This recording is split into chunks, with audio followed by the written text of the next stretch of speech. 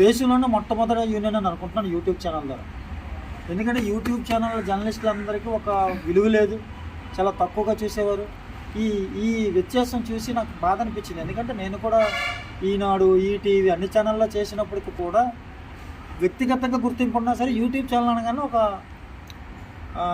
దాన్ని ఏంటంటారు, డిజిగ్నేషన్, అదే డిస్క్రిమినేషన్ చేస్తున్నారు.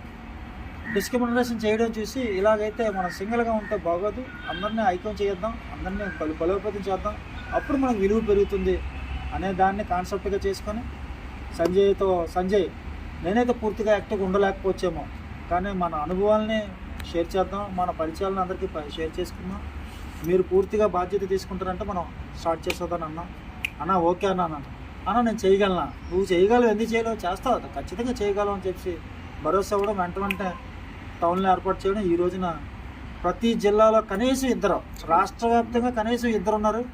అలాగే మనం చాలా బలోపేతం అయ్యాం. సుమారు ఎంతమంది ఉంటారండి సభ్యులు? 57 మంది రిజిస్టర్లో యూట్యూబ్ జర్నలిస్టులుగా అందరూ తీసుకోవాలనుకుంటే 200-300 మంది ఉండొచ్చు.